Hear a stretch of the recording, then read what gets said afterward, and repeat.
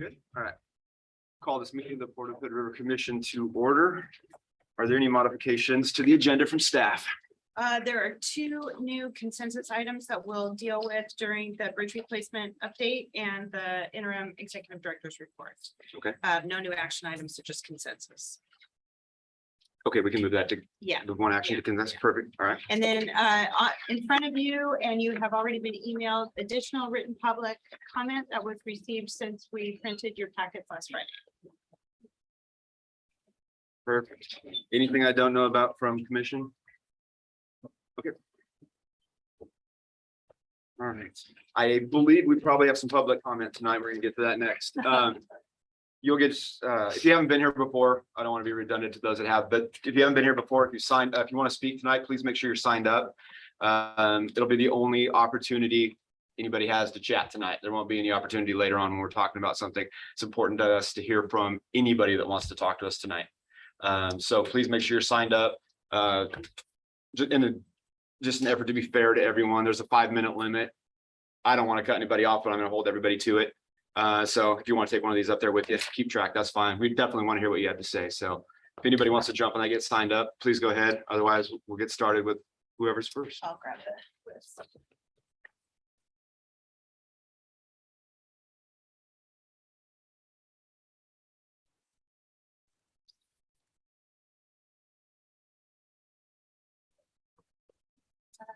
Eric Hagee. When you come in, Hagee, all right. Please state your full name and your place of residence. Okay. Please. My name is Eric Hauge. I'm here at White Salmon, Washington. I'm here on behalf of the Gorge Sailing Team, which is high school sailing for White Salmon and Hood River. And I'm also here as a slip tenant of the Port of Hood River. And I guess I wanted to comment on for both of those viewpoints. First, Gorge Sailing Team. I've never had a chance to thank the port for supporting youth sailing and all the hundreds of kids we've been able to get on the water. And it's only been through support of the community and the port. So thank you very much. We have a very successful program because of you guys and your support. Thank you, thank you, thank you. I read through your packet starting on page 77 about boathouses, and that's what I want to comment on. I guess there's a couple options there. I thought you guys would talk about it a little bit, but it looks like there's a 1-year lease renewal and then a longer renewal. I guess as the sailing team representative, maybe there's some future benefit to reimagining what the port might look like or the Marina yacht basin might look like with the bridge renewal. So I guess I would ask the commissioners to vote for that shorter lease renewal period until all the users of the Marina boat basin could get together and talk about maybe some future uses and things like that. So I would support and ask you to do a smaller 1-year lease renewal with boathouses. As a tenant of the Marina, and I'm also a small Marina owner in Gig Harbor, Washington.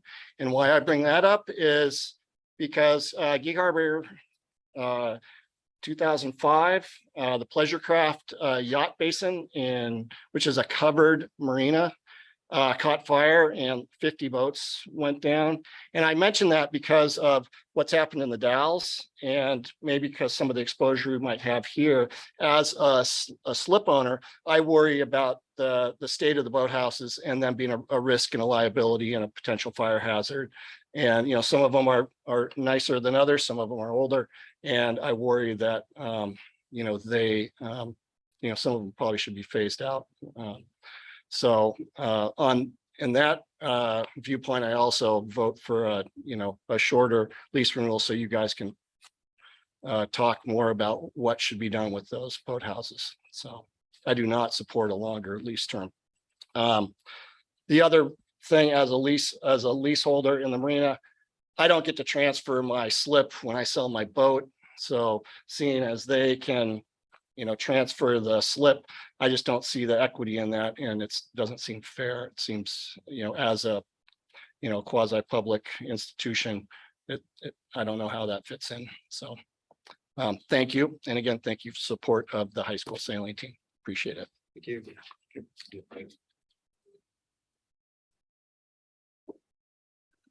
Next up, that's me. Jennifer Newbrook. Hi, my name is Jennifer Newbrook, White Salmon, Washington. I am here today on behalf of a tenant of the Marina, junior sailing, high school sailing, and just all around recreational user. I've come to comment on the boathouses, and I also, just like Eric, would like a 1-year lease. That's what us as boat owners do every year. We renew our leases. I think it's fair and equitable. And I also wanted to thank the port for supporting youth sailing. My kids partake in it and they're out there right now, and it's a great thing for all kids. And I love how it's so diverse and all kids can use it. And as a person who's also supported the Monday night sailing, it's just great to have that space. And I'd like to thank the port for supporting that space. And that's it. Thank you, Jen. Sean Kuro.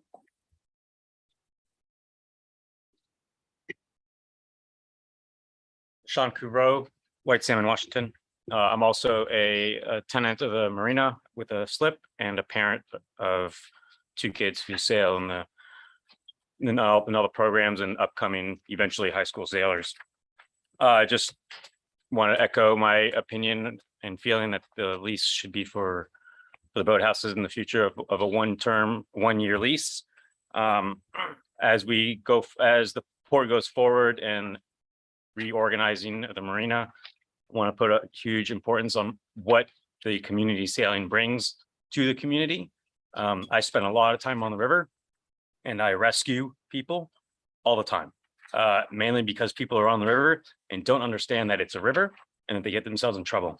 And if we can start with the kids out here learning how to sail and learning what the river is, when they get a little older and they're spending time on the river, we won't be rescuing them and they can start sharing that knowledge with everybody else, because it's currently quite an issue. And there have been a few accidents on the river, and there will be more as the river gets busier.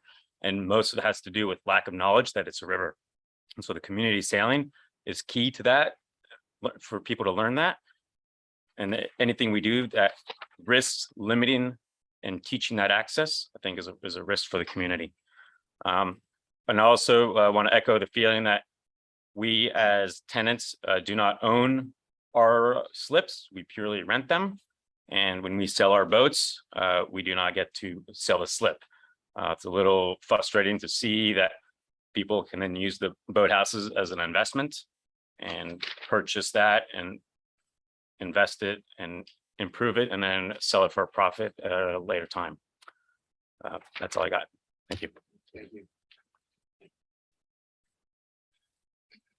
Steve Chesler. Yes, Steve Tesmer, Hood River, Oregon. I'm one of the boathouse owners, might be one of the longer ones, and I serve on the port's advisory committee for the Marina on behalf of the boathouse owners. So I'm not trying to speak for my colleagues, a few of which are here tonight. But this whole issue kind of comes up at a time when there's a little bit of a perfect storm here between the fire in the Dalles and this issue with the water and the DEQ and the sewer issue thing. And I think there's a bunch of misconceptions that I'd just like to kind of clear up, and it might make everybody here feel a whole lot better. First of all, the boathouses, at least since I've been down there, and I've been down there for 35 years, I've had our unit. There's no fecal matter going in the water from boathouses. There was gray water at one time, and there may have even been other toilets at one time, but in recent history, that went away. And it went away formally when the Marina Committee put together the new lease. And that was one of the main things that was addressed, and put everybody on notice that it has to be that way. Gray water comes out of boats all the time. Several of us used to have sinks, and I think a couple might have even had wash down showers. And that gray water used to go into the marina at some point. As of about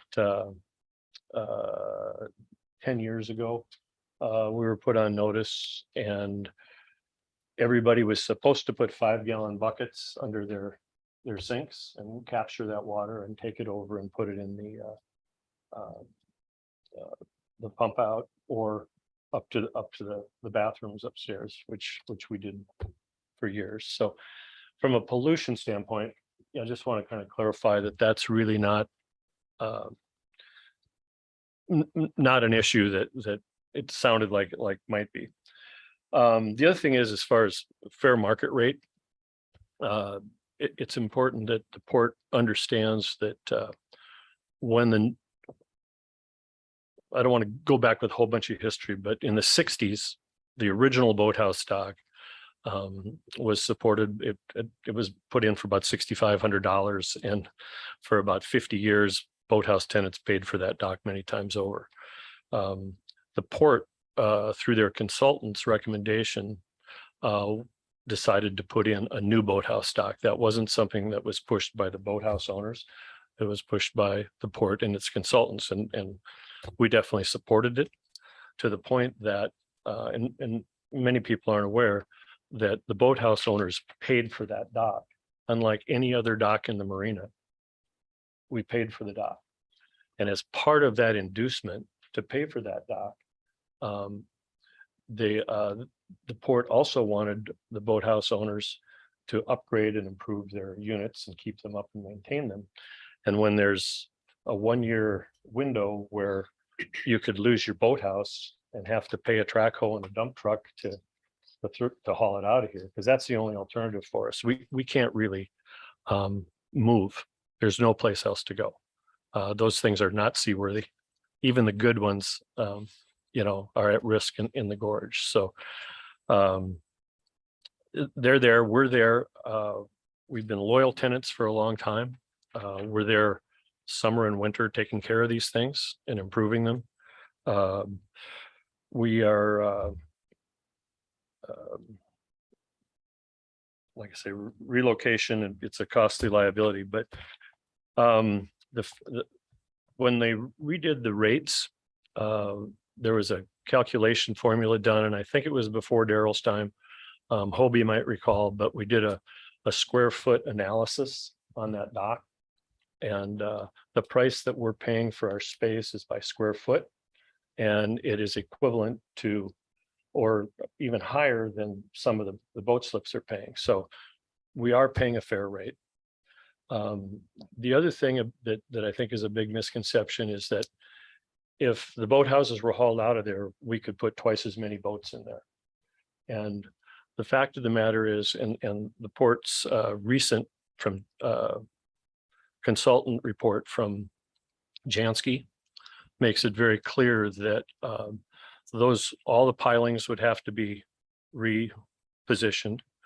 And from a construction standpoint, building a concrete runway dock and building a little finger that goes out to the side costs just about the same. There's just a little bit more material in the That's your 5 minutes. Oh, sorry. Okay. Anyway, so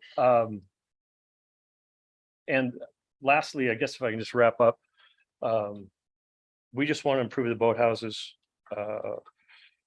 And as far as anybody who thinks that these are gold mines for somebody to have a 5-year lease and a transferable lease, there's no alternative. We can't go anywhere. There can't be a lottery for that space to bring something else in and make those move away.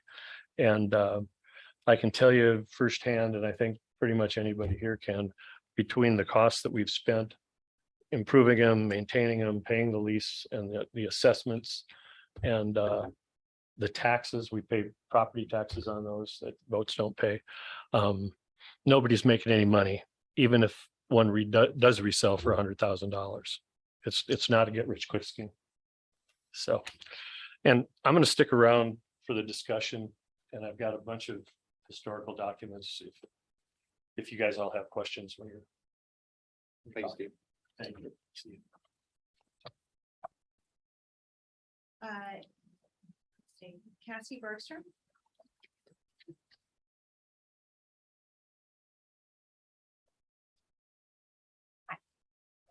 My name is Cassin Bergstrom, and I am president of the Hood River Outrigger Canoe Club Board of Directors. I want to start by thanking you for the tremendous support the port has provided to Hood River Outrigger Canoe Club over the past several years. As the port continues to plan for the future, I would like to take this opportunity to share some of our accomplishments and our future goals for our all-volunteer club. Our local community enjoys paddling with HROCC for the shared camaraderie as well as the health and fitness. Each year, we implement a strong fitness training program, junior program, and a race program. We currently have over 100 community members that paddle several times weekly. For context, it's typical that we have 42 people ranging in age from 15 to 80 that show up on our Friday practices alone. In addition, HROCC members in 2020, we partnered with schools and enabled 150 youth to experience paddling outriggers for the first time. 40 adult community members have also experienced paddling for the first time in 2022, thanks to our ongoing membership outreach. At present, HROCC has 8 boats in our fleet housed at Nichols Basin and at Frog Beach for 6 months a year. Outrigger canoes are 45 feet long, and some of our boats in the fleet weigh up to 400 pounds. As such, a stable location with access to water is critical for our continued success. And we are so thankful for the strong port support and partnership. At present, let's see, we know that our current location will probably be developed in the future. This leaves us with the Marina Basin as one of our only feasible local access points to the water for our club. As such, our hope is that the commissioners continue to protect future multi-use for recreation in the area under discussion for the development of boathouse and mini condos. The boathouse replacement plans included in the packet shows a snapshot of what the marina might become in the future. The club's vision would be for the port to allocate space in the marina for open slips or float docks for multi-use and not exclusively for the benefit of a handful of people. Our understanding is that the boathouse mini condo plan has the potential to greatly diminish the opportunity to do anything different with the existing dock and surrounding area. We ask that the importance of local recreational and community use of the space in question is not lost or forgotten in this planning process. As commissioners, please help protect recreational spaces in the gorge so that the community groups like HROCC can continue to thrive and contribute to the health and well-being of our community. Thank you very much for your support. Thank you. Jamie and Andy Mack.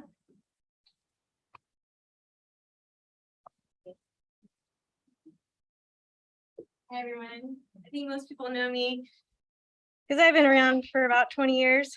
I am Jamie Mack, and my husband Andy and I first started the Gorge Junior Sailing Program all those years ago.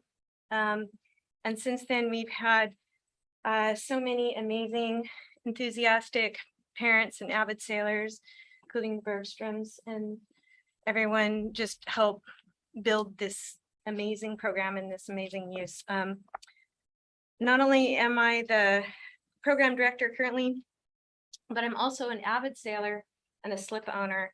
My husband and I race sailboats together and with friends and cruise our boat as much as we can for our life on the water. I could go on, but I think that it's clear that I believe that having access for as much as the public as we can to this precious finite space is really important for the future. It's for the future of our community. And it's true that these are tough decisions. But I do have to say, I'm here again for the long-term vision and to try to get as much diverse access to the areas we can. I did submit a statement, but what I'd really like to say, or what I'd like to repeat part of that statement here. The Port of Hood River has a mission statement. And I don't know if anyone's gone to the website and looked, but mission statements are important to me. The Port of Hood River seeks to initiate, promote, and maintain the quality of life and healthy economy throughout the Port District and the Columbia River Gorge. So in our case, I believe that our thriving sailing and small boat community, that we add quality of life to the community through our youth programs, our high school sailing team, our Learn to Sail programs. We are just starting to do REACH program, so that's science and education with small boats. And we also have tremendous diversity outreach with our small sailing program.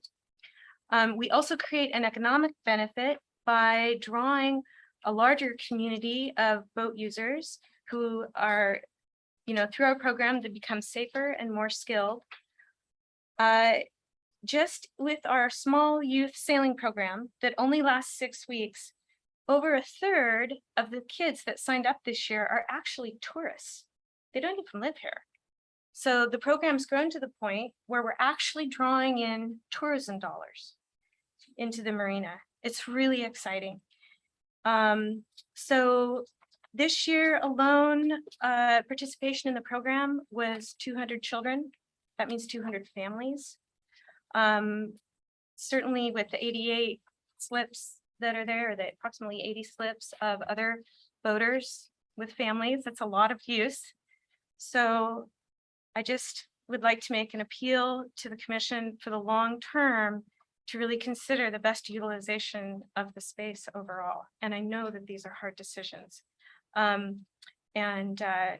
Really, our program just can't thank you guys enough for all of the support. And when people come to me and they ask about our program and they thank us and they say it's great, I always remind them that it's upon the grace of the Port of Hood River that we get to run this program. And it's been amazing. That's all I have. Thanks. Thank you. Brian Short. Thank you for that. I'm Brian Short, 2791 Tuscaloosa.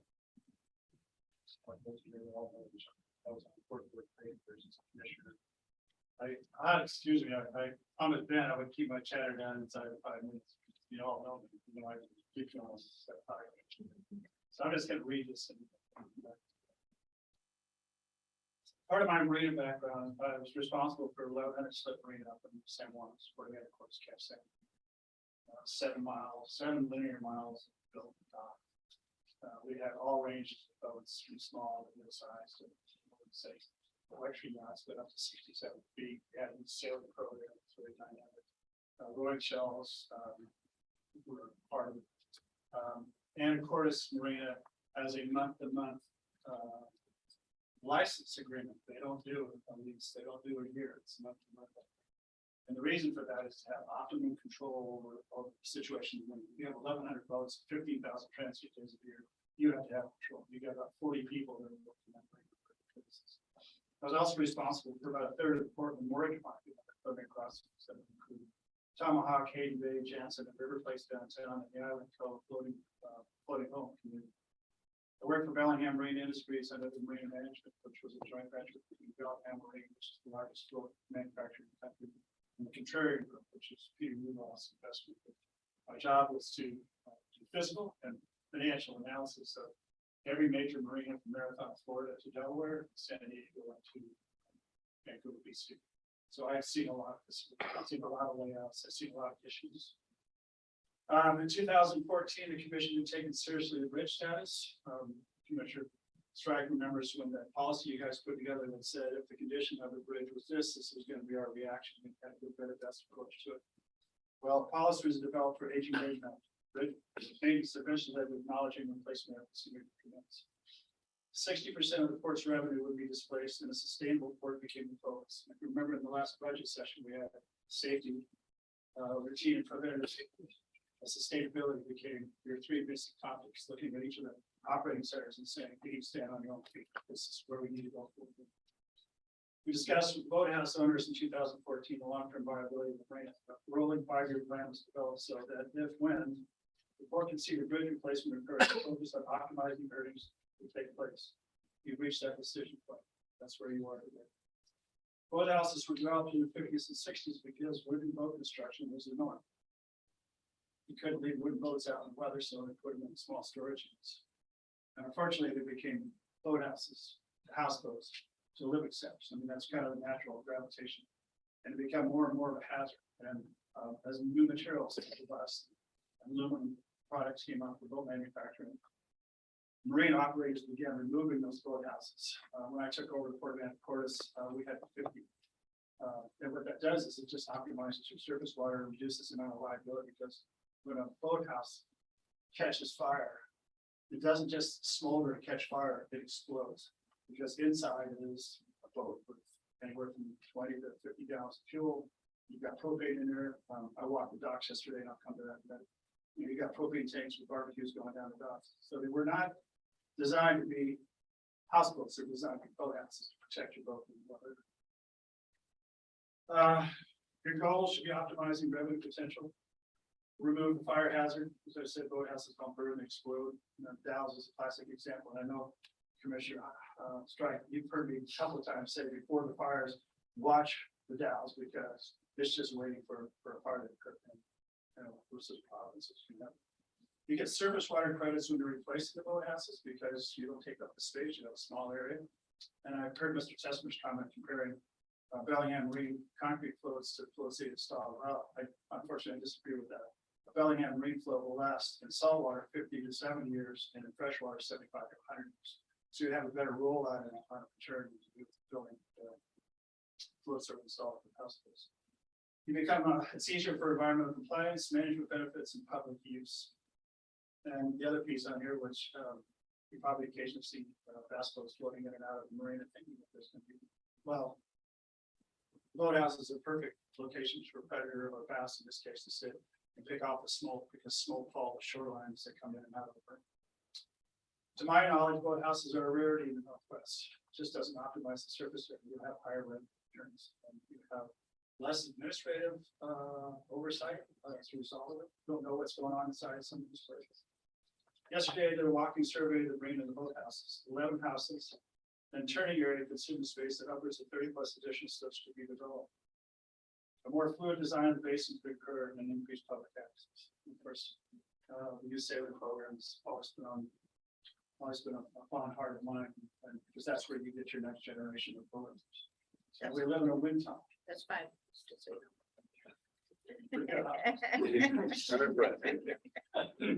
Anyway, We should clarify, these photos were from you, Brian. oh, were they? Are they? Yeah. So I submitted my notes to Daryl, so get up and distribute. I'm not sure exactly what all's up there, but my walking of the docks yesterday.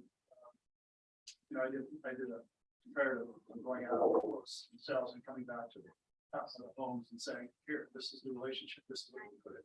It is not an optimum use of that southwest corner. Thanks, Brian.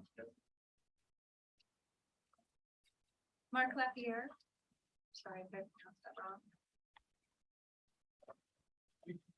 No, I'm gonna let you go. Okay.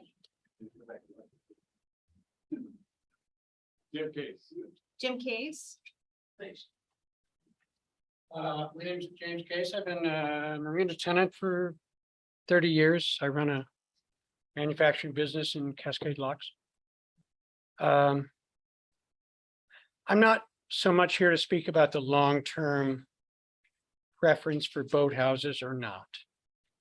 I was quite upset about the way the recent episode played out, where the port apparently had a concern.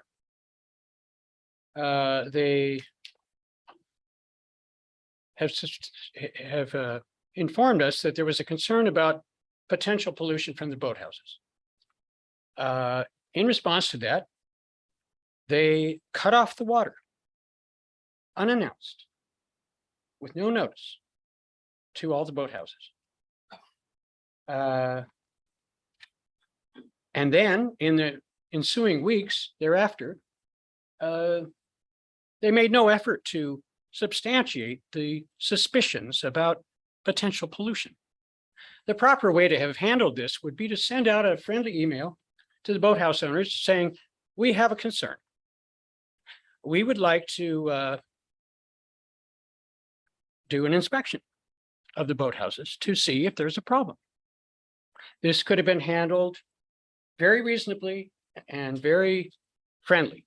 Instead, they cut the pipes unannounced a week before the 4th of July, when is the maximum usage of all the marina for everyone, boathouses, boaters, everyone.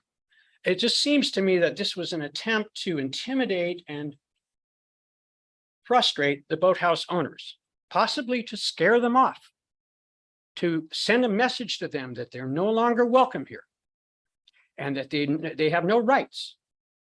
They have no rights under tenancy. The port can cut off their water, cut off their electricity, cut off their lease, do anything they want with no regard for the personal situations of the boathouse owners. This is just not friendly civil discourse between members of a community. The boathouse owners have been there for 50 years. I've been here for 30 years. You would expect some notice, some reasonableness, some discussion. To find long-term solutions, give people time, warning, accommodation. And if it really is the intention of the port to get rid of the boathouses, you got to give them some time.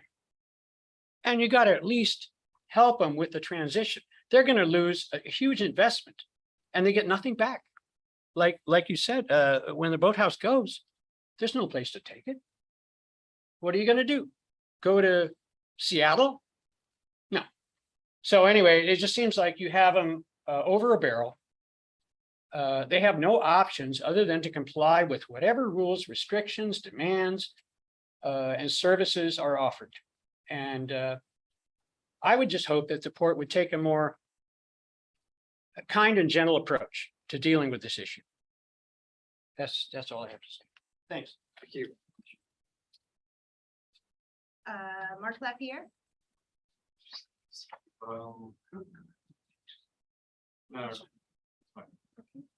Is there anybody else that wish to speak? I do.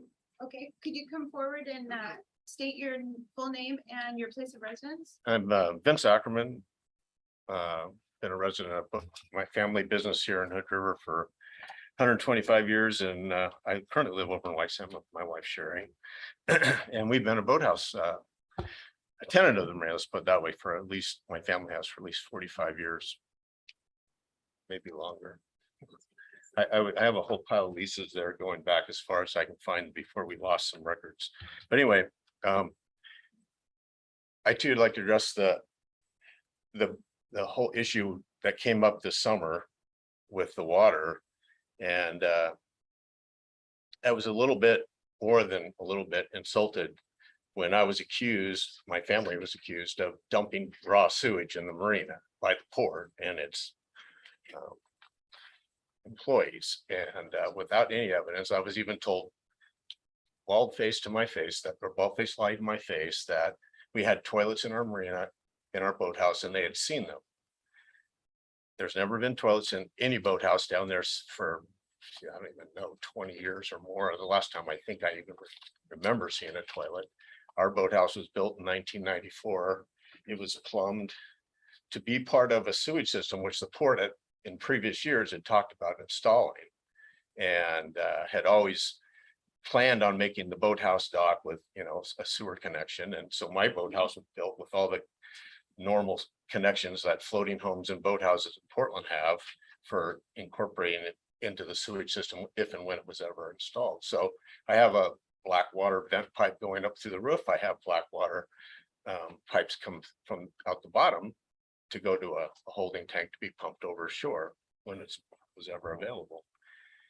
at no time were there ever toilets installed in the boathouse. They have flanges in the floor where toilets would go. The construction plugs are still in there from the day they were installed in 1994, never been removed. And at the very worst case, some sink water out of a couple sinks might have gone into the marina. So anyway, I came here not knowing what we we're going to discuss, and I didn't understand we were discussing 1-year leases. But I think for all of us, it's a bit unfair to, I mean, I've looked into moving my boathouse out of here just because of the kind of adversarial attitude that we've encountered lately. And it's not an easy thing. My boathouse might survive it. I don't know. I don't think it would be a very good financial move, but costs a lot of money. And I know most of the other ones probably wouldn't. So the other thing is, everyone that's testified before me has talked about how much prettier the marina would be if we didn't have boathouse. That seems to be the common thing. Or we're apparently the ugly cousins that are over there in the corner, and that they could do other things with our space. As Steve mentioned, there's really no real benefit to convert our docks into a fingers for slips. You guys have a plan from, I think, 2007, and maybe an even newer one that had boat docks all the way around the north and west side of the marina. And seems to me that would be I mean, if you're going to spend money, expand the marina. You got lots of room to expand them. A dock, B dock. You got lots of places to spend money to expand this place and make a nice marina. And I don't think it has to be at the expense of the boathouses. So thanks for your time, and I'll yield the floor to Mark or whoever. Thanks, Vince. I'm ready. So I'm a marina tenant since 2006, and I've been going to those boathouses since 2006. And personally, I've never seen, use, or be witnessing any toilet apparatus in any of them. And I know a lot of them. Nothing. So that's what I want to say. I can witness to you that they don't exist. That they exist in somebody's mind or fantasy. I've never seen it. And I support the community. I like the sailing team, even though they put a ball right behind my boat. I'm locked in for like 2 hours, but it's fine. I just watch them. It's funny. I don't sail, I just watch them, and then when they're done, I go. Fine too.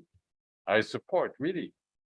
But to go as far as saying there was like toilets and boathouses. Okay, it's hearsay, I say, but I'm telling you, I'm a witness and I'm not a liar. And that's not nice. Thank you. Thank you. Okay, I'm a god. If there's anybody that missed a chance to sign up, this would be your chance to speak. Otherwise, I think we're. I'll jump in, if you don't mind. Do you- I didn't your full sign name? in. That's fine. Okay. Can you say your full name and your place of residence, please? Yeah, Dan Bub, Hood River resident for 35 years-ish. And we've been marina tenants for, I don't know, 15 years, give or take, and own a boathouse for a good part of that. And I guess all I want to say is that, like, I'm a total supporter of, actually, I'm on the Outrigger Canoe Club and have been for 8 years, or however long the club's been around, and I'm totally supportive of whatever we can do to improve what's available to them. The youth sailing program, I think, is amazing. I want to put my kids, my grandkids in some lessons and participate in that program. And so I just don't understand why it's being positioned as this versus that. And that's a little frustrating. What's that? There's a lot of good solutions. Yeah, and that's kind of what I would urge the port to consider is that, you know, we do have space, and I know there's limitations about how much surface area can be covered in a given area, but I think you hit the nail on the head with saying, you know, we need to have this support the whole community, and we're part of that community and have been for a long time. And so I think that we should be looking for a solution that provides, what we're all asking for. And if, I don't think we've reached a point where we've said, okay, we can't accommodate all those needs. So where do we cut back? That's what I would urge you to do. And, comments like, we don't know what goes on inside those boathouses is a distraction, to say the least. I don't know what goes on inside a sailboat. I'm not exactly sure what the difference is. I'm not even sure why it's relevant. So if you want improvements with the boathouses, a 1-year lease is super demotivating to make an investment in any kind of infrastructure, whether it's a boathouse or anything else. So we're just looking for some stability. And I think stability will breed improvements. And if that's what you're looking for, that would be part of the solution that wouldn't be involved in what we're all asking for. So that's what I would like to see, is to not deal with a divide, but deal with how do we do it all? So that's all. Just want to speak for a second on what Dan just had to say. I was a little blindsided by all Ma'am, the, could you please oh, state your name? Victoria Reed, sorry. Sorry, I didn't. Victoria Reed, I'm a resident of Hood River. And a boathouse owner. The statements from the Outrigger Club and the Sailing Club, I too support youth. I was a school teacher in Hood River for my entire career and absolutely support both clubs.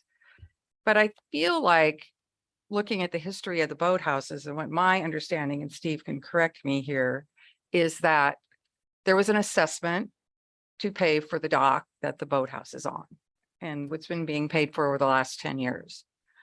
If there is a need for the Youth Sailing Club to have more dock, or the Outrigger Club to have more dock, then, assessment and building of those docks certainly would be the same steps that the boathouse dock has gone through.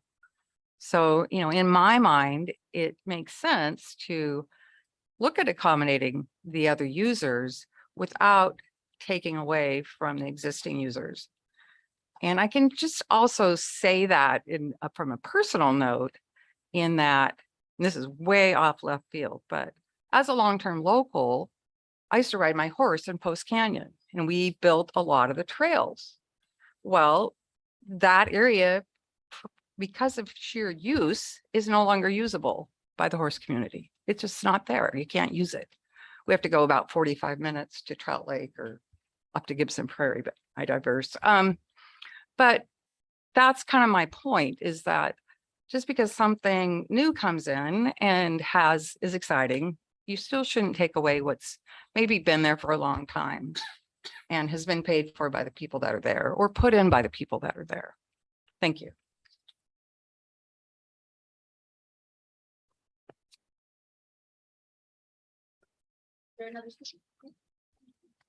I'll be short. My name is Doug Powery. I'm a boathouse owner.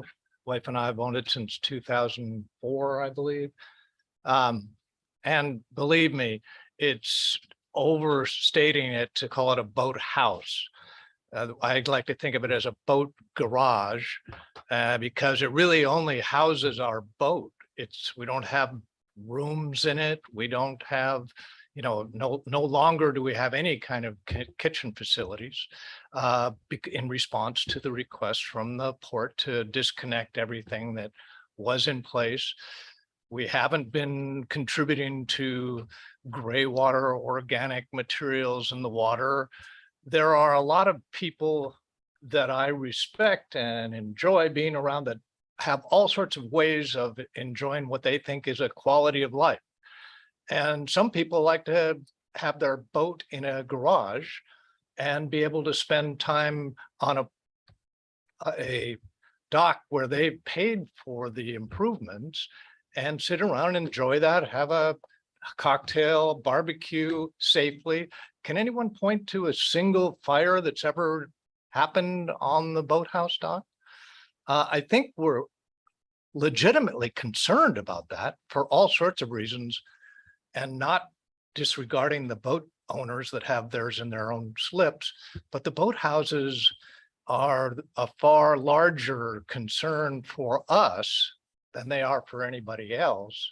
And everybody has insurance, but that doesn't make up for the fact that we got brought into this community with all sorts of promises about what will happen if you simply help us put the dock and improve it, and then you'll pay us back, and we're still paying back the port for those improvements.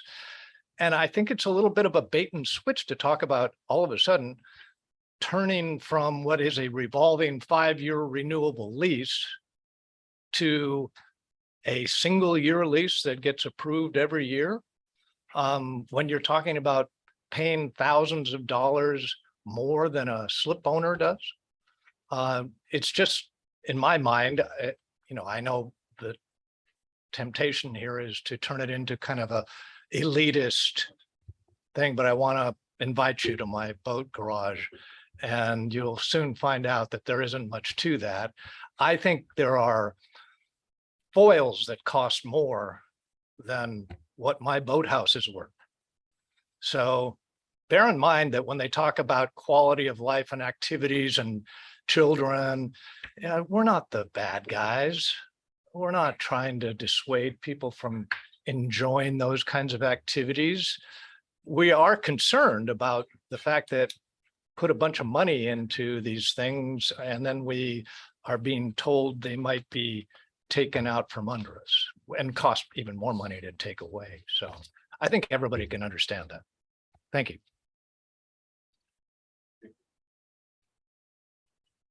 You don't get 5 minutes. No, it won't be 5 minutes. I just wanted to add one thing, and that is, there really isn't an urgency to do something here. There's a couple of, we have always supported any expansion of any segment of the marina that wants to go. As a matter of fact, I think those of you who've been on the marina committee with me would agree that I've been harping about the permitting process. Any new dock is going to take 3 minimum, probably 5 years to put in. So we've got some time here. We can honor the commitment that the port has made to us and vice versa. And we can help the port solve the issues of, creating opportunities elsewhere in the marina where it makes financial sense. It makes financial sense to start on, according to your consultants, to start going north on A dock and B dock. That's the least expensive, biggest bang for the buck.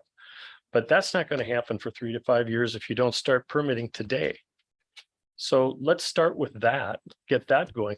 And in the meantime, you got a whole bunch of people on the in boathouses who are paying the rent because Steve, I appreciate the comments. Yeah. But I got it. Okay. I got it.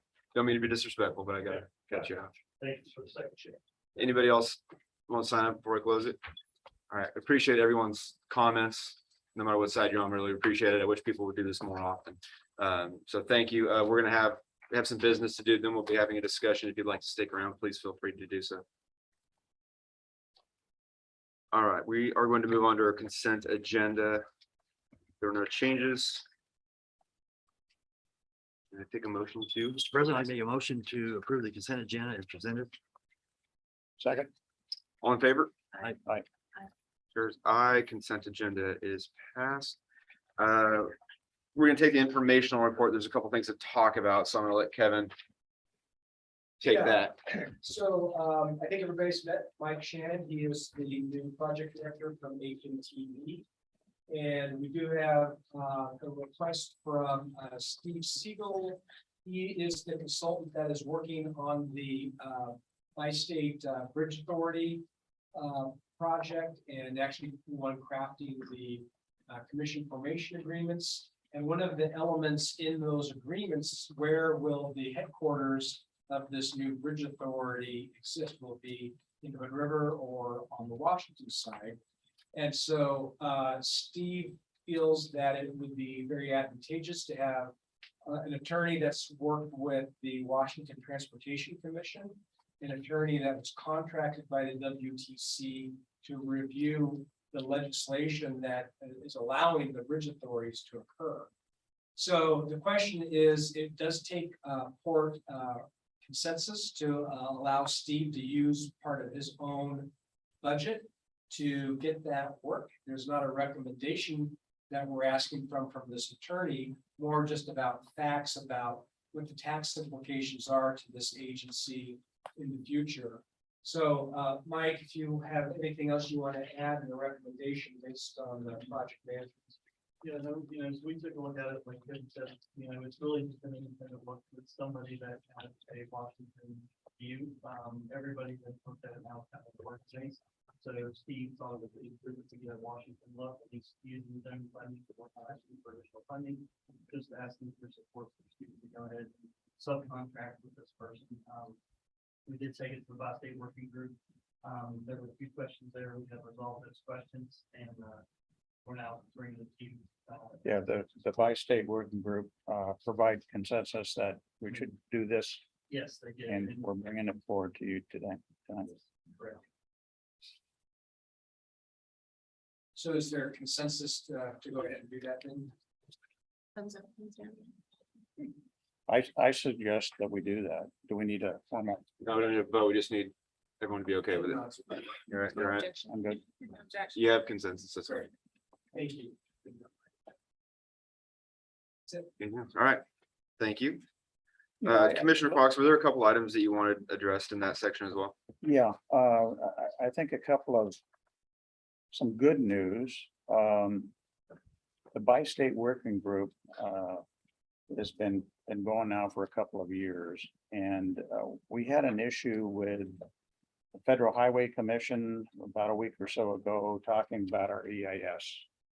And that issue was we're thinking about trying to disconnect the tribe MOUs from the EIS.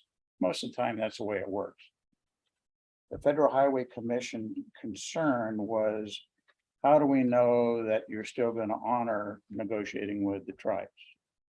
And just listening to the bi-state working group, that's one thing. Maybe we need to hold off doing all of this until the new bridge authority is in place. So we made a point to say that the folks that are on the bi-state working group are basically the precursor group to the new bridge authority that's coming in next year. So when we speak, we're kind of speaking as this new entity as well. The other thing is that so far, and I think we've done a great job. The bi-state working group is an advisory group to this committee.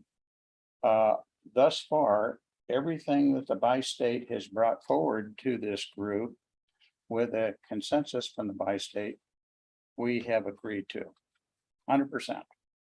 So that should give the Federal Highway Commission, some confidence that if the bi-state says something and the Port Commission says something, the new entity is going to back it up. So what we've offered to do in the, what's the name of the language? Commission formation agreements. Thank you. Commission formation agreement. We want to add a statement in there that basically says this new group will honor agreements made by the port / bi-state working group going forward. So if we say we're going to do something, this new entity will back it up and honor it. Now, what came out of the meeting, I offered that we needed to put, as long as the bi-state has provided concurrence. There was actually some good discussion about why do we need that? Because it's working so well. Why do we need to put that clause in there? So I think that's a real kudos for this organization, that the relationship with the bi-state working group has improved dramatically over the last period of time. And the trust is back. So I would suggest that however this is going to end up at, and we've got the lawyers looking at it, we need to honor that trust and hold it dear and keep it going. So it was hard getting there, but I think we're there. So good news. Thank you both. All right, we have one discussion item this evening, Daryl. May sorry. I just, before you start? Why don't you go ahead? I just wanted to commend Daryl for her work over the past few months on this issue. I have been with the port since 2015. And in that time, I have worked with 5 different marina managers. And just only recently became Daryl's supervisor. And I just want to express to the commission that they have a really excellent professional working for them right now. She's the first marina manager that I can say is in her DNA to try to make everybody happy. So the options that she is presenting to you today are really thought through, well-researched, and with the ultimate goal of giving everybody the best option for them. She, of course, is very concerned and with the DEQ issue. That is the one exception to the rule of making everybody happy, is she's also protecting the port's interests, legal interests, our risk of violating a federal environmental law and the subsequent funding that we would be worried about for our major bridge replacement project. So I just want to commend Daryl for her work. I think she's done a fantastic job. You can see that we have one staff person who is the point of contact for every marina tenant, every marina user. And at the same time, when this marina is the most busy, every waterfront recreational user. She serves tens of thousands of people by herself. And I think she's done a tremendous job. So I just wanted to give her that commendation.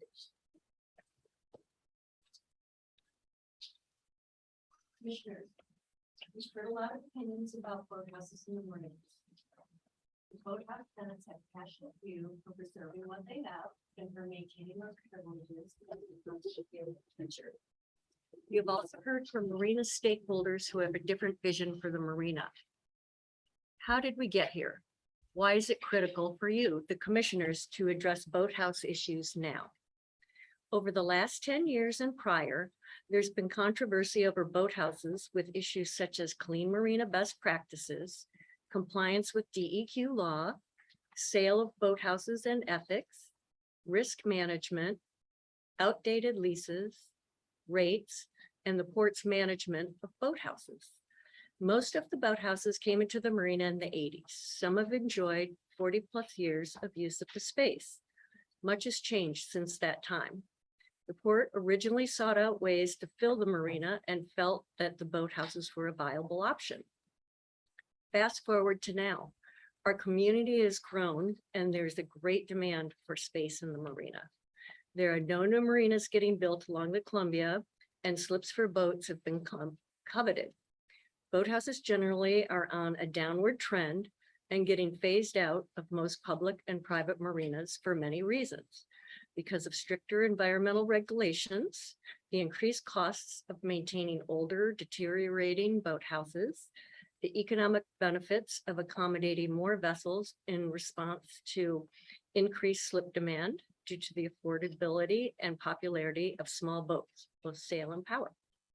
With the recent removal of a failing boathouse and the request for information of what the port might allow for future replacements, the commission needs to take a deep dive into the port's boathouse regulations and the overall viability of maintaining boathouses in the marina in the future.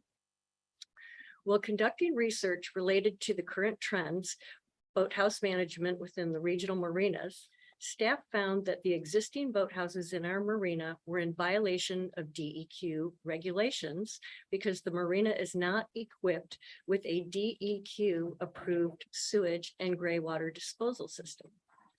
Boathouse owners could be subject to significant fines for this sort of violation, and there's concern that the port might be potentially at risk of losing or becoming ineligible for federal grants, which could impact the bridge replacement project. As you recall, the port immediately self-reported to the DEQ and the OSMB Clean Marina. Upon the recommendation of the director of the Clean Marina program, the port shut off the water to the boathouse dock and directed tenants to cut and cap all pipes and to remove plumbing fixtures, including porta potties. termination of the existing boathouse leases was also recommended because the lease document itself is non-compliant with state and environmental laws and port rules. The report to the DEQ stated our proposed steps towards compliance. The DEQ agreed that if the port took steps just mentioned, that they would not fine us. This added another layer of complication to the issues related to existing and potentially new boathouses in the port's marina, because a significant investment will be required to obtain a DEQ approved sewage/gray water disposal system. If boathouses with functional plumbing will be allowed in the marina. This is a timely question because the port has received plans for a future boathouse from a current boathouse tenant, which includes expansion of the slip, a second floor with increased living space, and a toilet and sink plumbing fixtures. Approval of these plans would require the port to invest in a DEQ approved sewage gray water disposal system, which would only make sense if the port intends to maintain boathouses in the marina for the long term. Again, the question arose, what does the port and the community seek for a long-term vision for the marina basin? One solution contemplated was replacement of the existing boathouse leases with a new form lease. A few of the boathouse tenants are not in favor of new leases and have let staff know they plan to seek legal counsel if the port moves ahead with notice of termination of the existing leases. Another area of concern is that in recent past, 2 boathouse tenants have sold their boathouses. And pursuant to the port's rules and regulations, the port has allowed the sales to include the slips. Those who sold profited. Case in point would be the boathouse was recently removed. It was purchased in 2018 for $120,000 and demolished in 2022. The owner's perceived value wasn't necessarily in the boathouse, but in the slip, which the owner to believe part of her purchase. As you read the comments from the Marina Committee, the perceived value is really skewed. Out of fairness to the tenant who is now paying for an empty boathouse slip, it is time for the commission to decide what is the best path forward. Status quo is no longer acceptable. Does the port raise standards requiring tenants to replace, rebuild, and improve upon that would be significant investment from the tenant? If yes, then this requires long-term commitment from the port to make it worthwhile for the tenants to spend money and a commitment from the port for oversight. Port management has dedicated a considerable amount of time and resources and has carefully evaluated options moving forward. We looked at past, present, and future options for the marina as a whole and for boathouses. We broke things down into 3 categories, evaluating pros and cons of each. Fiscal impacts to the port. The first one is fiscal impacts to the port, continuing with dedication of space in the marina, boathouses, or phasing them all together, and variations in between. The second, health, life safety, risk management, possibility of them no longer being insurable. And the third, future visions for the marina, impacts of the bridge replacement and potential opportunities for the marina upon completion, ethical considerations on the expenditure of public funds and the dedication of public property. When we took each category and broke it down further, we also kept in mind that the previous commission's directives guiding staff towards thinking about the port with no bridge revenue, working towards self-sustaining revenue, and a reduction in administrative costs. Demand is another consideration. The port currently has 155 slips in the marina moorage with a wait list of 86 people. The area where the boathouse dock is currently located could possibly accommodate an estimated 24 boat slips or get converted to floats like the South Basin dock for small sailboat storage. If the port were to invest in fingers running north and south on A and B dock, the area could be significantly more. The port does not offer a wait list for boathouses because they don't change ownership very often, and historically, the port has allowed boathouse buyers to enter into the new boathouse lease. Under the past port practices, there really isn't an opportunity for anyone in the community to get a boathouse slip if they don't purchase the boathouse. Our conclusion was that as a public entity, the port is bound to look at how we can best serve our community as a whole and look for opportunities to generate future revenue to sustain the marina and the upland area. By investing and supporting water sports, multi-use programs, and interest in boating and sailing, the port would have the opportunity to expand offerings to the greater community. The space in the marina is limited, and it is unlikely to get expanded. We believe the long-term vision of boathouses in the marina is not the best path, and that a phase-out plan should be considered. Patty, if you put up the port recommendation. Yes.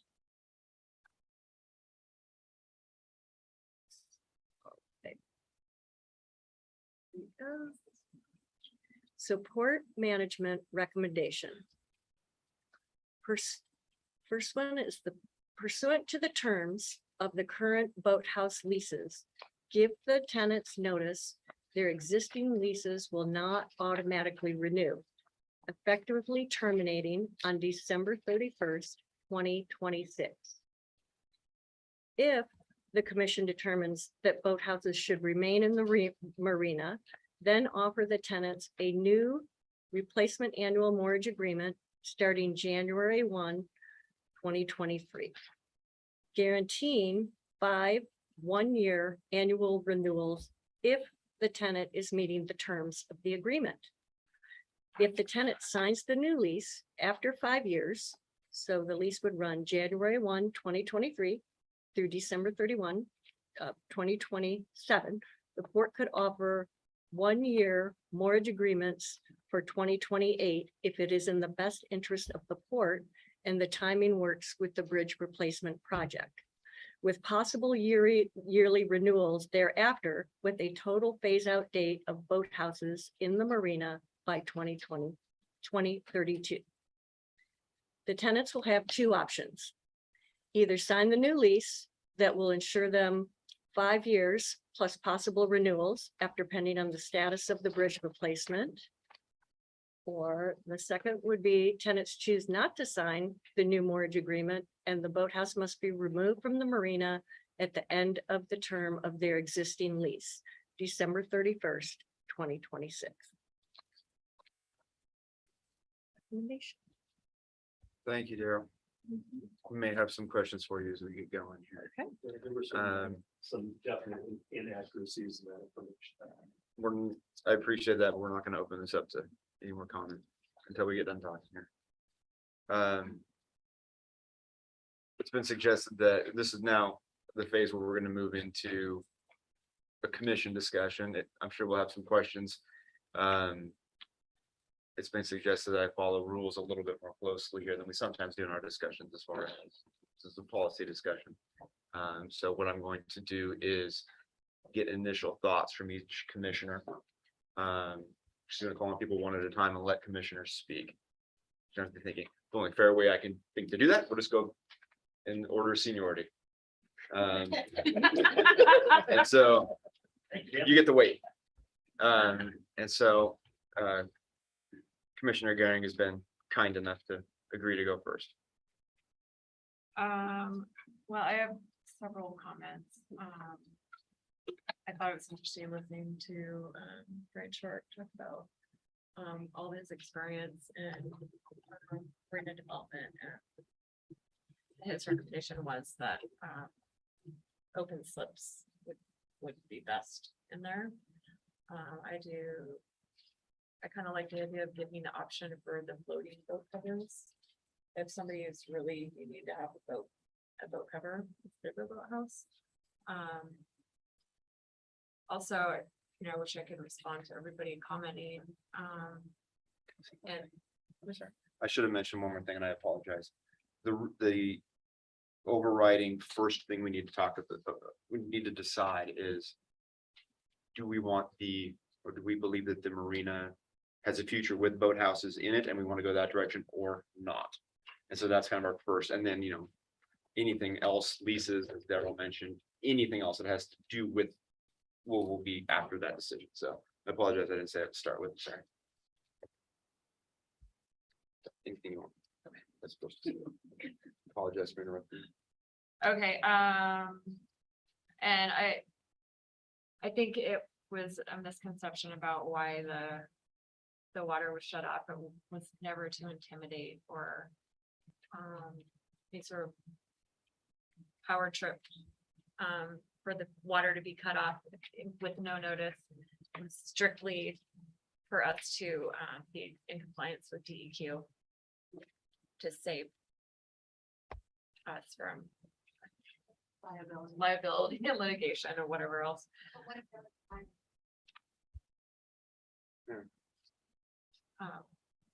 But we can't, have a discussion that, I don't think a spigot about a fire. Boathouse fire.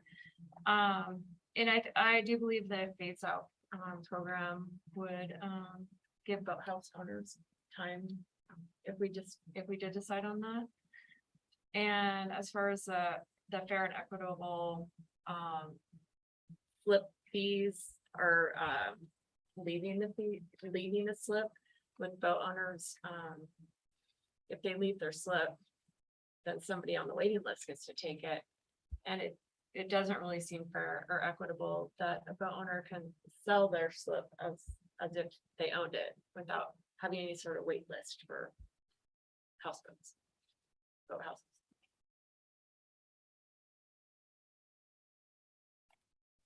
Commissioner Fox? Regarding my feeling, should we have boathouses at the marina or not? My opinion is if we're going to have boathouses at the marina, then we need to do it right. And we need to have a DEQ EPA certified discharge system for both black and gray water. When I look at that and the cost that it's likely to entail, does it make sense financially for our port to do that? Seems to me we would have to add a number of more boathouses to make it worthwhile, thus taking up space that perhaps we could use for other things, such as the sailing program, additional boat slips, etc. So I'm a big believer, if you're going to do it right, or you don't do it. The second thing that I see is if we're going to have boathouses down in our port, then the houses need to be kept up. I walked the piers today myself. There's a couple that are not bad. There's a couple that are in bad shape. And I think if they're going to stay, they need to be fixed. And my concern that I have is that this issue's been around a long time. And what makes us think that it's magically going to get fixed? So I'm on the skeptical side of that. So right now I'm leaning more towards no, not having houseboats in a marina. I do believe that if that's what we end up doing, we need to be fair to the boat owners that we can't expect them to leave tomorrow. So we have to look at some reasonable period of time that allows them a chance to do something with their investment. Thank you. Commissioner Chapman? I also agree that Commissioner Short's testimony was interesting to hear how other marinas are handling their boathouses, and it sounds like a lot of them have determined that they're not, it's not a good fit for many marinas, and they seem to be kind of phasing them out. So that's an interesting comment to me. I'm also a big proponent of multiple modalities using the water, and I know how much space they all require, and I want to be fair and equitable to all of the user groups. You know, I was watching the placement of the marina and looking at it, and I'm leaning towards a phase out. Just because I do think that the real estate down there is at a premium, and I want to maximize it for everyone. And one of the thoughts that I had though is if we do kind of start to say, this is kind of the path we're going to take, knowing that the bridge is going to reconfigure some things and some real estate down there. And as much as I hate deferring to consultants, I almost wonder if this is a big enough thing that maybe we look at an analysis that we just had about the airport of the what ifs. What could we do now that we're looking at possibly reconfiguring the parking lot, removing the port offices, and realigning some of that stuff? Would it be in everyone's best interest if we did an overall, brought in someone who might be a marina expert to give us an analysis of what are the potentials that we could look at while we're doing all of this work over the next 10 years? And if we got something that was concrete evidence of this is what you could do, because there is a lot of space in there that we could utilize more. You know, I do agree that removing the boathouses, readjusting and realigning those docks is going to cost the port a substantial amount of money.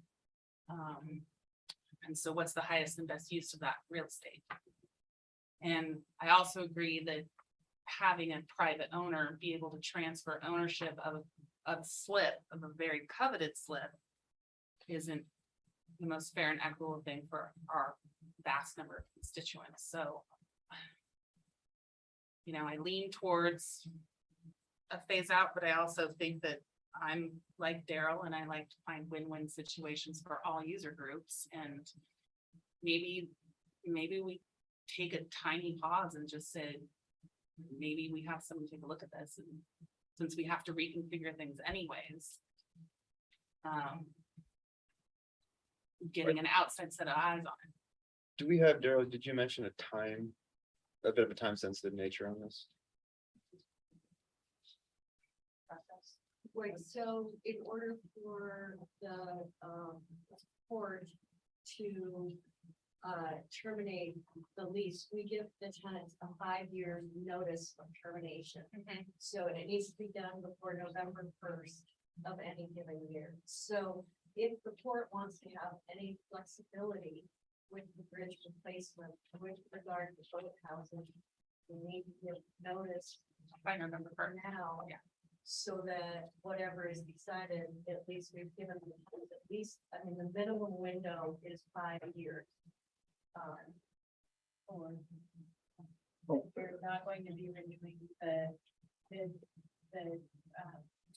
automatic renewal rollover of the 5-year term. If you give notice by November 1st that the 5-year rolling term is not going to be renewed, then the current term, 5-year term, is the final 5-year term, which means that 1 year has already expired. So there's and 4 to the go. Final, yeah, the final term. So that would be These will expire. 26. Yes, December 31st. So I guess I would probably lean towards, you know, that option, but to do our best due diligence, I think we should really explore the potential of our marina to see if something else could possibly, you know, look outside the box a little bit. But if we did that, if we said, we're not going to extend, we're giving you notice today, you have 4 years before you need to vacate. That gives us that 4 years to do a study if we want to do a study. It doesn't mean that we can't come back to the folks and say, hey, we can offer you a future lease if that's what we decide we want to do, but we have 4 years to Figure it out. figure it out. But we've started the clock. Thank you. Commissioner Strike. Thank you. You know, I've been sitting in this chair for almost 20 years, and I've seen a lot of development go by and going forward. One of the biggest things we got to decide today, I think, excuse me, is it a boathouse or a houseboat? And I think we've evolved into more houseboat than we are. You know, one thing I want to kind of cut out as caveat is that I think we need to address the sheriff's structure totally different than anybody else. Oh, yeah. That doesn't even apply. That is a house, that's a house, a boathouse. Yeah. And that's for safety, and we want to work with that municipality. But you know, personally, I think it has served its purpose. You know, they're outdated, they need a lot of work. It's only small number of people who are benefit from this. The Dalles scares me. It just happened. You know, you say you barbecue safely. I'm sure that gentleman up there said the same thing, you know. I think that when you have a private entity mixed with a public entity, it's difficult because both sides take advantage and push the envelope in the gray areas. And when we have the public deciding what they want to do, and we have to have difficulty enforcing things, it's never healthy for us. So my suggestion is that we do phase out the houseboats. I don't think that I'm in favor of trying to relocate them in a new future development. I think that'd be a false promise because if we do move forward, we're not happy with what we have now. And it would be the same structure, moving to a new location. I'm not sure that's what we want to achieve. So for my benefit, I think we should move forward and be diplomatic about it up front, but phase them out. Thank you. Okay, thank you. I'm going to agree with a lot of what my fellow commissioners said tonight. If I was planning this marina right now, personally, I would not support boathouses going in if they weren't there. I wouldn't support it. I don't think those serve the best interests of the most amount of people. I wouldn't plan for them to be there, but they're there. To stay there, an awful lot of expense would have to be undertaken, and I wouldn't support the port paying for it. Now, obviously, boathouse owners have invested not only in their properties, but in access in their assessments and have been, you know, open to doing that. The amount of investment that would even get us to compliance would be significant. And I wouldn't support the port doing it. So I don't know if boathouse owners would want to do that. I don't believe in selling of a even perceived public asset for private gain. And I would never support that in another lease. I don't want to see houseboats down there. These are boathouses. Plans that we see, those are houseboats. I don't support that. I don't want to see second stories on these things. All that screams to me is livable space. No. I'm worried about the potential insurance on these structures in the future. Will it even be available? I don't know. But it has been a concern that's been brought up. However, we get back to the fact that they are there. Boathouse owners they've either purchased the house. Like I said, I don't believe you on your slip. They purchased the boathouse. Some have made improvements. Some want to make more improvements. So we owe them an answer. I struggle with taking something away that's been granted, even though it wasn't any of us 50 years ago. You know, we need to do what's best for the community, but community members have made investment. I do like the idea. I do believe that we should move forward with sunsetting boathouses. I do believe that we need to work with them to see if there's a way they could stay during that term. both of your ideas. I do agree with that, and I think that should be at our expense. Perhaps the answer is no, but if we have 4 or 5 years to do it, I like that idea, because while I don't believe the Boathouse is the future of that marina, I believe that boathouse owners have invested their time, their money, and we owe at minimum to see what, if there is a way during that term. And not just say, no, you're out of there. I do think 1-year leases, if you're not gonna update your boathouse into a 5-year lease, you're not gonna do it with a 1 either. If it's, you know, if these boathouses get to where they need to be, you're gonna get another year. If they're where they need to be, you're gonna get another year. There's no. I don't think that, I really don't think there's too much in that. So yeah, I'm kind of. We need to work with them, but I do believe it's time to.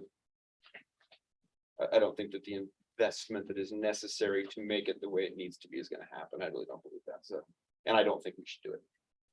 So. One modification to my position that we do this roll off 4 years, no extension, at least for right now. I also think that if the boat owners are in violation of regulation, and they've been in violation for a long time, then personally, I don't have much sympathy for them, and we ought to get them out. And not Has anybody been in violation? And just like, well, Steve, if you tell me that you're not discharging into that marina, I've known you long enough, I believe you. Yeah. Case closed for me, okay? I believe you. I'm not gonna go one step farther on that one with you. I also think if Boathouse wants to be treated as a group, it's a group, so I'm not. But if somebody tells me that you haven't done that, if you removed a sink, if you plugged something, I believe you. I have no reason not to believe. I'm just making the statement that if you're in violation.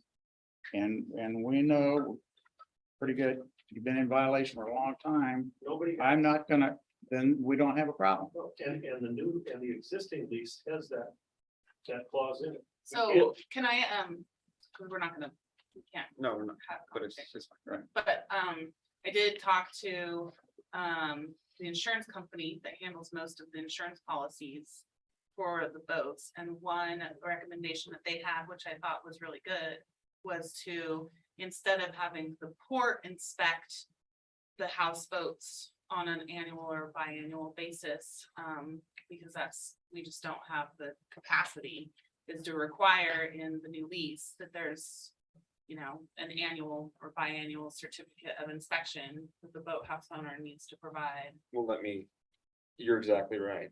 And the next step, if we are going to have a consensus, or if we need to take a vote to give notice of termination on the 2014 mortgage agreement with Boathouses, the next question becomes, do we want staff to offer them? Because that's going to terminate the lease. Do you want staff to offer them leases that would start in January of next year, 1 year with a maximum of 5 years? So it's, if we're going to do that, we would need to, to terminate the lease and do a new one, because the leases are non-compliant in themselves.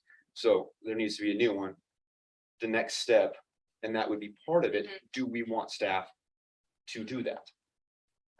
And Correct? Yeah, yes, just one item to know in context with Commissioner Fox's comment. We have a deadline coming up of November 1st of this year also for all of the boathouse floats to be encapsulated. We gave, I think, a 2-year extension of that requirement, 3 years. So they were notified 3 years ago. Due to COVID, it was really hard to get the work done. It's really hard to get the crews out. So we have extended that deadline to November 1st of this year. And I think we have 4 boathouses that remain to get that work done too. Exactly as We you're actually saying. looked at it this afternoon. Right. So that's another deadline that is concurrent with the notice of termination of the current leases. There's also this issue of whether or not they're compliant with the current terms of the current lease also. Okay. That's a clean Oregon Clean Marina requirement. It's actually a violation of the DEQ. Yeah, this is no Port of Hood River rule. No, it's the DEQ. That's why it's included in the packet. You can't have that. So there's. I'm surprised that we still have 4. I remember this years ago, but I don't understand, things have taken a long time. It's been hard to get the crews. Yeah. And I think we can, I just wanted to hit that before you moved on to that next phase. of Okay. discussions. so I guess I just want to know, do we want to give notice of termination on, basically we want to start that 5-year process? Yes or no? Yes. Yes. Okay. Staff's directed to give notice of termination of the 2014 mortgage agreements. Do you want staff to offer and begin developing and offering a new lease? Well, we terminated that lease. Do we want to offer them a new one for the next 5 years or not? They still have a lease for 4 years, do they not? What we're doing is they have a rolling 5-year lease. So after this year, there will be 4 more. We've already agreed to that. And so we owe them that. However, 4 we years. can terminate that lease and offer them a different lease for that time period. Which is to get it legal, basically to meet legal requirements. So it's what I believe we should do is offer them that. We can't say we're terminating it, you're out tomorrow. No, we owe them that. But we do not owe them on the current lease. We've terminated that. They're gonna terminate that. But we owe them a lease. Which we can do individually 1-year terms now for the next 4.5 years. I guess Is that correct? No, it sounds like I'm they gonna ask legal get counsel to 4. clarify that for us. Clarify that one because that, Yeah. So the way that I understand in the discussions that I've had with Daryl, the option is you have a lease, it isn't, the lease terms require that each of the tenants comply with Oregon and state and federal laws and port regulations. So it's not that the lease isn't compliant. Right now, the port regulations allow for plumbing fixtures to be there, but that's the part that the compliance with state regulations would trump the port, the port requirement that would allow that, the regulation would allow that. So you have a lease that is suitable that for the next 5 years or 4 years. The current lease in its form is okay, but one of the options is to provide notice that it will not automatically renew, so it's not going to be a rolling renewal, and then offer that they can stay under that same lease, or you can offer a new replacement lease, whereby the current lease that has 4 years left would be terminated, and the new lease with new terms like the one you just mentioned, Commissioner Chapman, where there would be a biannual inspection requirement. There would also be some different terms in it, would provide the opportunity for if the port wanted to include different lease rates so that it's more competitive. That was part of the information that was provided in the packet. That would also be an option. And that would be up to the commission of whether or not they wanted staff to prepare a new draft lease for your review that would be presented to the Boathouse owners that would be in place of the current lease that will terminate in 4 years. So what you're saying is a boathouse owner would not be required to accept a new lease. They would have the option to take one. Correct. Which none of them would do. But okay. So further question for you. So we give notice, we're not going to extend. They have 4 years under the current program before they have to leave. During that 4 years, we can take our time. And if we so decide we want to do something different, there's nothing to say in year number 2, we can't go back and offer them another series of leases, right? We don't have to do that today. Correct. The key thing today is we've made the decision. There's no more after 4 years. We want them to depart today. Right. And so that is what we have consensus on there. Yeah, and So that, let's just be clear though. So then we're directing staff to give notice prior to November 1st. Clear? Okay. I think it's also clear that we have some other things we want to do after that. Yes. But the current lease that's kind of still in effect for 4 years, they still have to live up to DEQ and all the other regulations that they have to live to. Correct. Or So- be in violation of that lease, under which case you would be able to terminate it prior to the end of that 4-year period. That's why I'm after. Thank you. And just going forward, on page 78 of your packet, Daryl delineated a bulleted list of some other issues with the current lease format she would like to address and potential replacement lease going forward. And so that's something that we can talk about at a later date. But do you have what you need for tonight? So I have directed from the commissioner to give notice of termination of the existing lease. And that's where we've stopped. Not notice of termination, but No. notice of non-automatic non-renewal. Okay, so that the lease will expire on December 31st. And then the second question, though, if you want to answer at a later date or not, Do you want to offer second? offer them a new lease. I don't, and I would recommend talking to Boathouse owners personally. If I knew that my lease is going to expire in 5 years and I was offered to hold on to that lease or have 1-year leases that are more restrictive, I would have no reason to sign the new lease. Right. Make a suggestion. I think due to the fact now we made a conclusion that we're gonna go ahead and terminate the lease in 2026. This affects all the boat owners, our houseboat owners. I think it'd be best for the port to have a roundtable with the port, with the owners of the boathouses and see what the best situation for their situation, each individual situation. You know, I'm not gonna go ahead and recite it because the siting's good, but it's not gonna last 10 years. So I'm not gonna do that. You know, I think we need to sit down with these individuals and be humane about it and be professional about it, but we need to be very transparent. So I think a round table with these individuals and they can air their frustrations and their concerns. They got capital investment in it. But we will learn from that how the best way to exit the situation for all parties involved. Right. And perhaps in that conversation and before then, there are requirements we have placed on them that would cause financial burden. That Correct. perhaps we can be, That's a we can great, reconsider if it's not violating the law or if it's not going to put the port in some sort of legal or, you know, illegal bind or violate DEQ. Right. something, If there's a way. we can minimize the impact for both parties. We should look at that and discuss at the round table. It's a good They're suggestion. always productive. That's a good solution.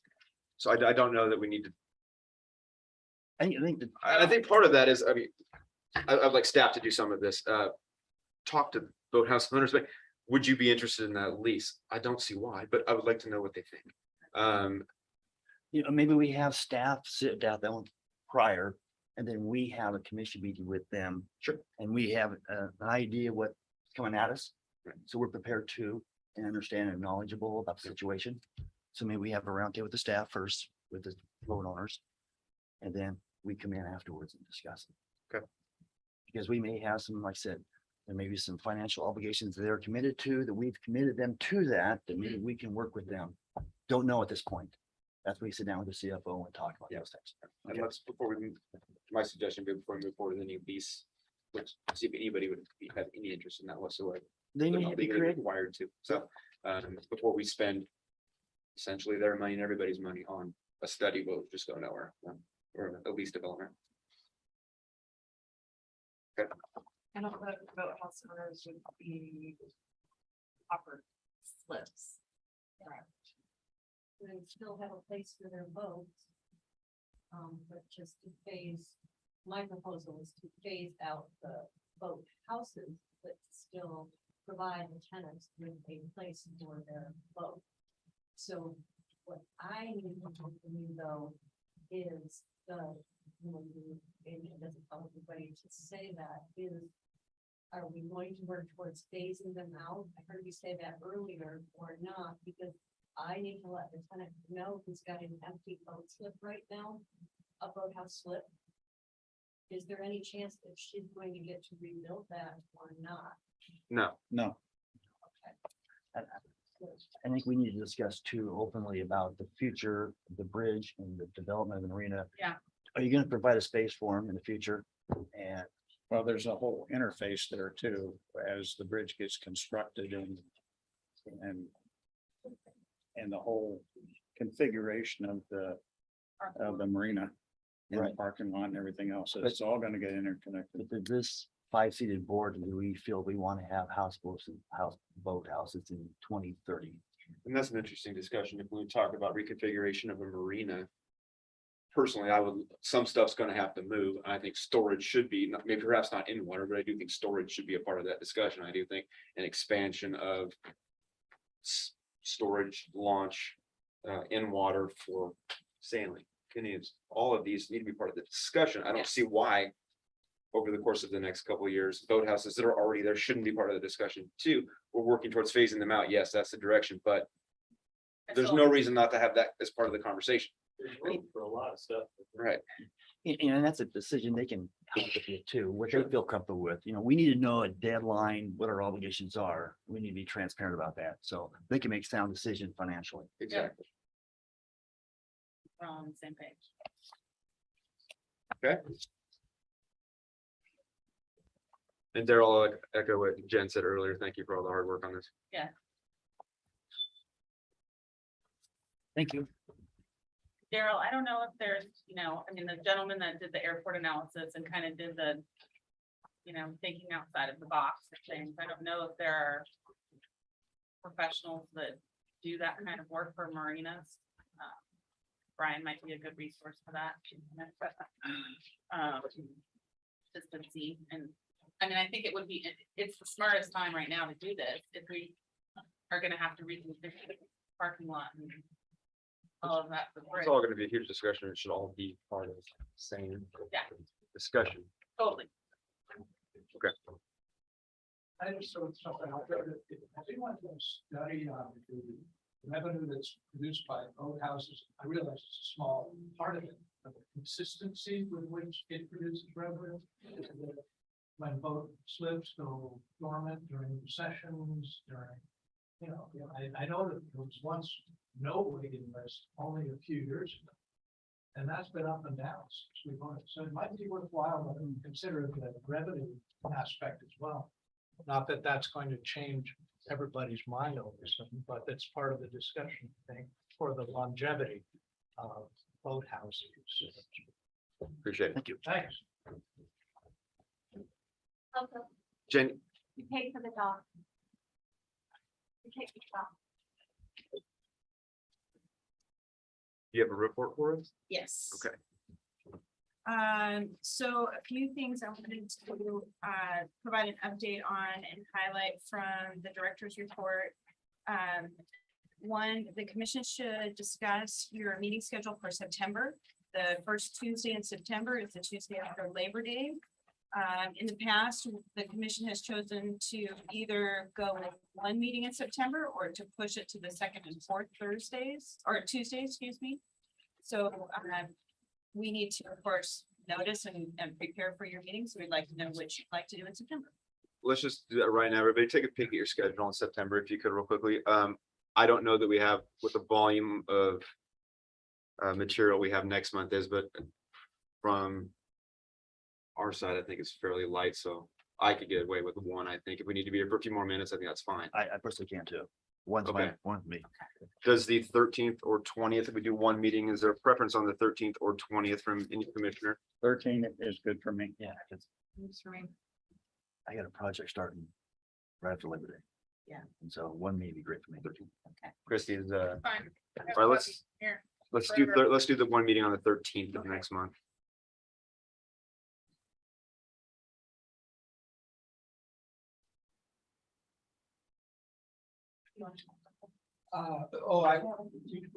We tend to I'll just call the by-state working group and just see if they can move that by-state working group to 12. That's fine. I'm sure it'll be okay. Let's plan that in. Okay, great. Sure. And then, as I noted in my report, we learned last week that we were not approved for the earmark request for the Lot 1 East Anchor Way project. That was a $450,000 request, coupled with not being approved for the 2.9 million for the EDA.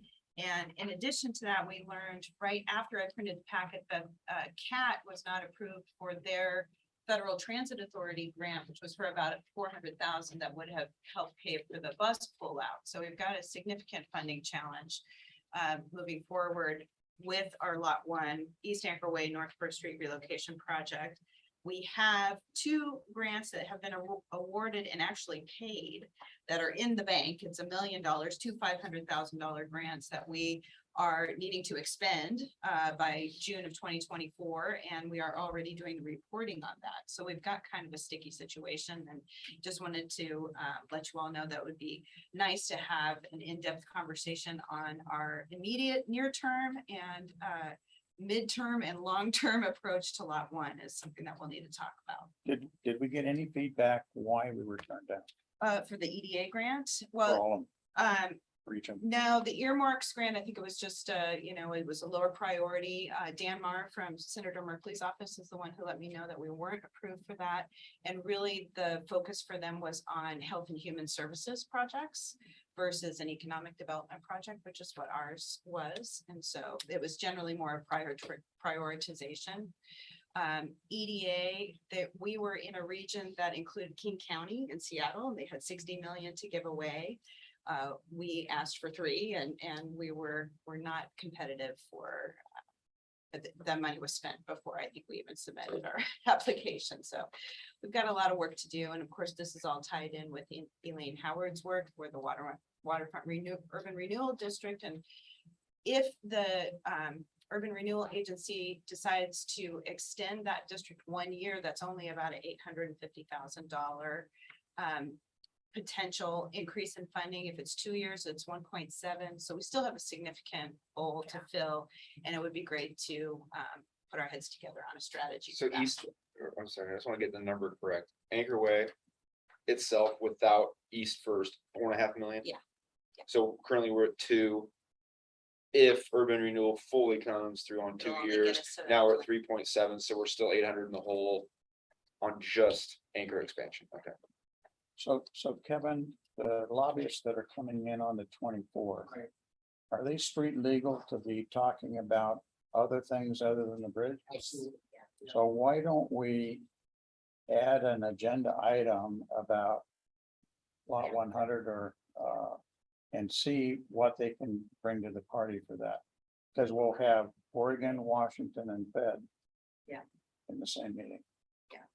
And they've all, since they've been on the port, payroll, for lack of a better word, they've all had, not just the bridge. Of course, the bridge was their highest priority, but they have all been working on airport stuff and Lot 1 and other I know, things. but I think we can Yeah. help bring some focus Yeah. to that during that meeting.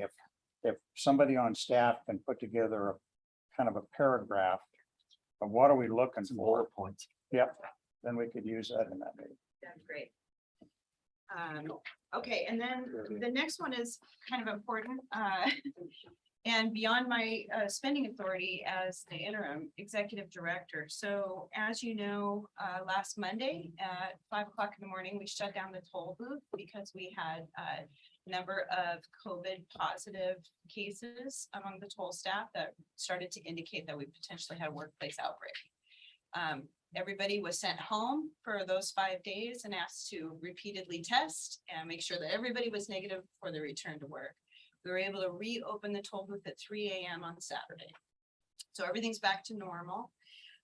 In that time in lane 2 and lane 3, we have about 15,477 crossings that we now need to account for.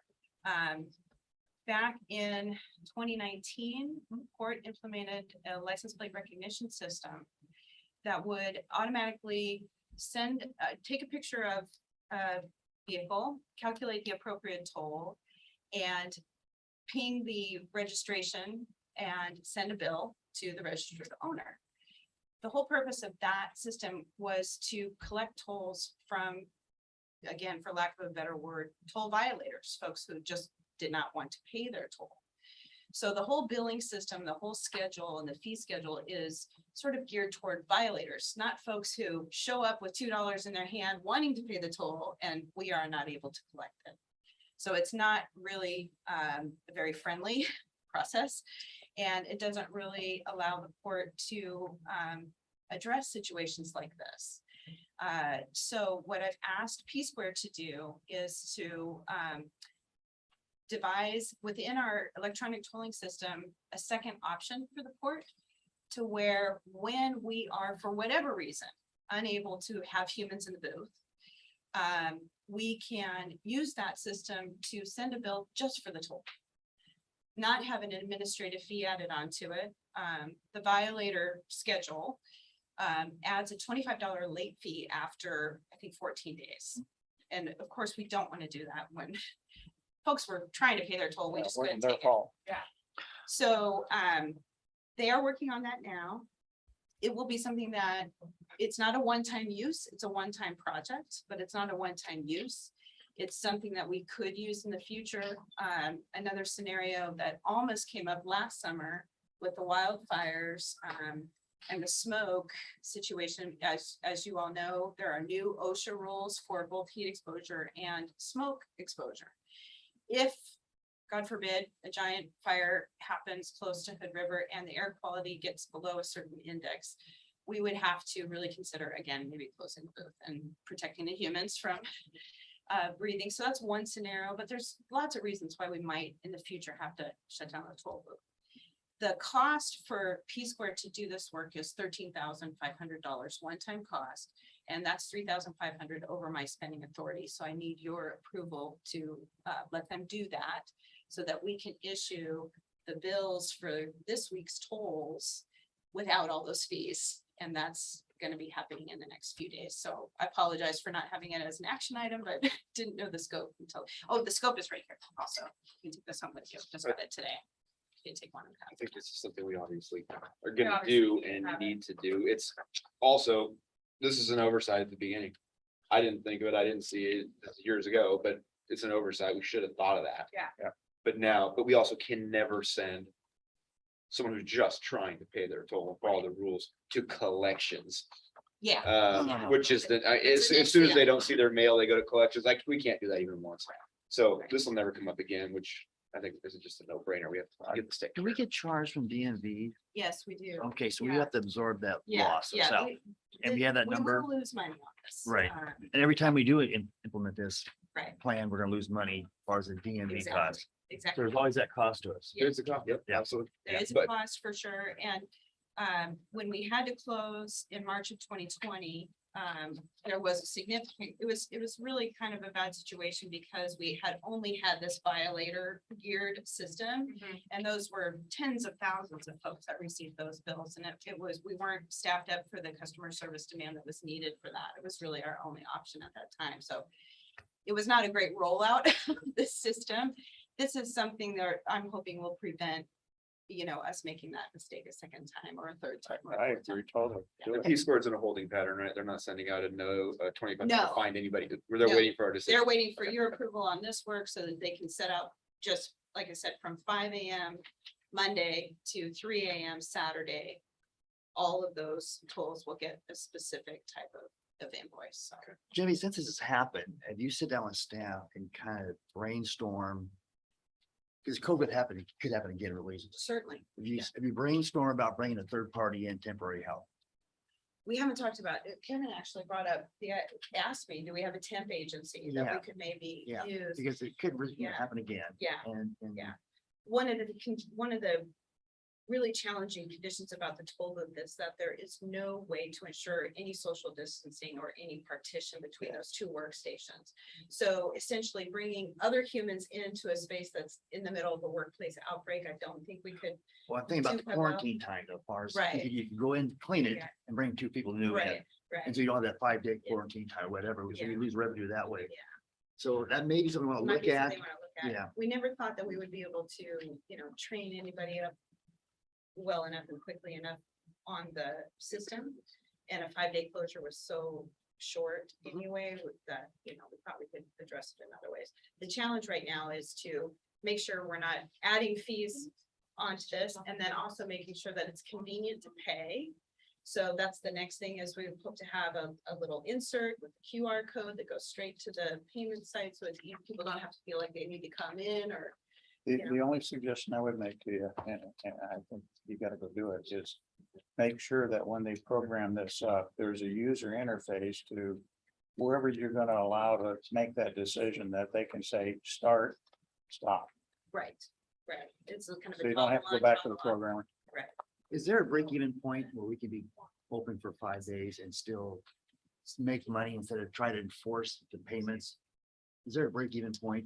Because at some It's point, totally you depends may on be the toll rate. chasing your tail Yeah, and it's not Right, worth it. right. And plus the PR thing too. Right. So we got to determine, is it 3 days we stay closed, free toll? The fourth day we need to start billing maybe, but Right. you know, That we need came to up know a little that. bit in 2020 because there's also the fairness issue where for a few days, I think we were not collecting cash tolls, Correct. but we had not turned off Breeze By. That's correct. We had to justify that. Right, Yeah. so folks there's a who whole were bunch of people Breeze that By show up customers at were your paying their house. tolls and everybody else was getting a free crossing, which wasn't fair. And so there's, that part of it that we have to make sure. Do we want to make a decision tonight about, do we want to pursue this? Yeah. Is it feasible monetarily for us? I think it'd be great to have staff direction to find that break even point so that I can give you, this is the Because DMV it may be fee, not worth this this is to take it to papers. pursue it. Yeah, I mean, to be honest with you, and sometimes It's an excellent point. you throw good money over. it. I built in the capability, but you can decide to use it or not. right, exactly. Right. Yeah, it depends on. Are you? We'll do that. Next time to- And then, so I'm assuming. Hold on 1 second. Yes, yes. Does that sound good to you guys? Yeah, I think so. Totally. Yeah, okay.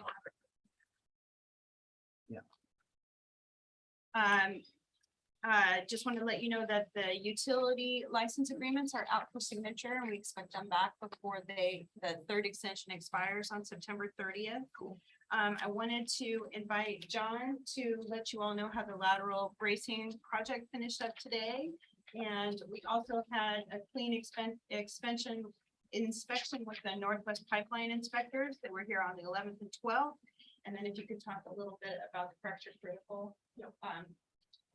I'll start with the lateral bracing.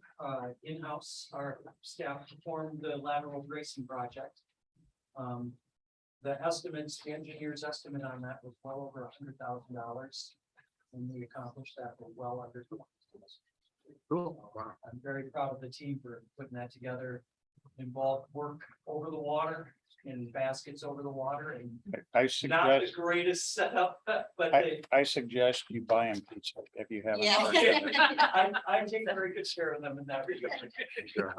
And then going into the fracture critical, there was absolutely no new surprises in fracture critical. The one thing that they highlighted as they were the most worried about is that problem that's been ongoing with our bridge not seating and not sitting down, and it sits on the cables and bounces on the cables.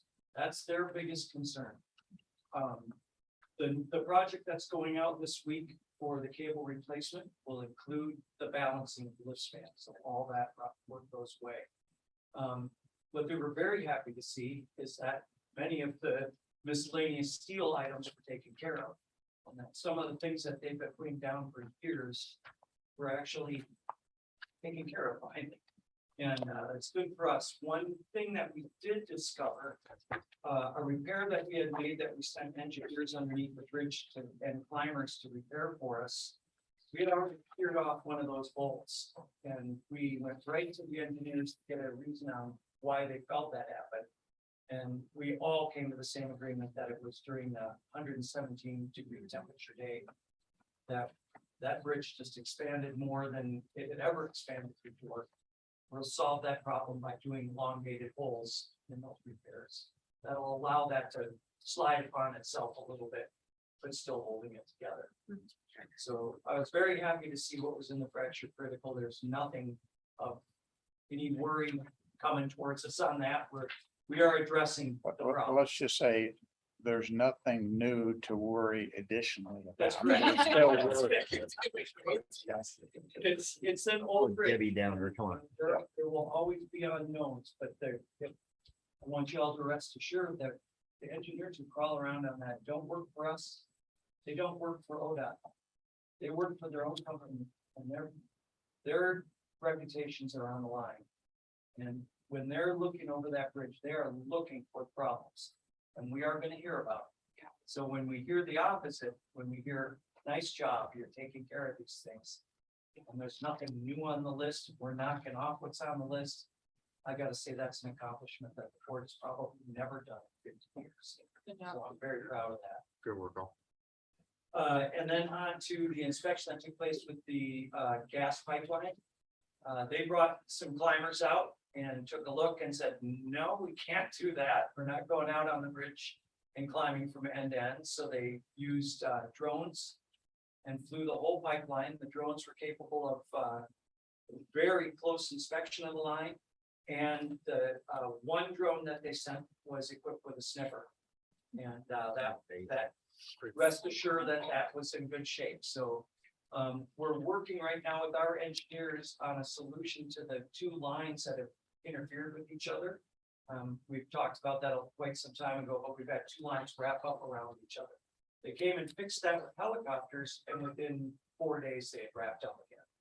They came to us with a proposal of how to repair that, which was adding a different messenger line. We took their engineers report to our engineers who are reviewing and haven't got a final report back. But what I am hearing is they don't believe it can carry the extra loads. So it will be involved some sort of strengthening of that arm that sticks out of the side of the bridge in order to attach more to it. But we have engineers looking at it. They're paying for our engineers looking at it. There's no part of this that costs us any. Is this the gas line or is this the? This is the cable and the phone line. Spectrum and CenturyLink. That's correct. That's correct. And this is where it goes up over on the lifting span? Yep, that's correct. Thank you, John. Thank you. Good. And then the last item, I wanted to ask Kevin to talk a little bit, Mid-Columbia Economic Development District, Executive Director Jessica Mehta had contacted both of us. They have a request for, to join the McKed District, and she's polling all of the entities to see if there's any objections. The only other port that would be added to the McKed District is the Port of Arlington. And Kevin and I both expressed that we didn't have any objection, but our only turf concern is that we have a very significant infrastructure project that we wouldn't want to have to compete for attention with another port if they had a big infrastructure project coming forward. And they do not. They have some work that they're doing at their port, but nothing of the magnitude of the bridge replacement project. So I wanted to make sure that our commission does not have any objection to the expansion of our economic development district in that sense, to bring in another county. That's a great question. Yeah. That's a great question, guys.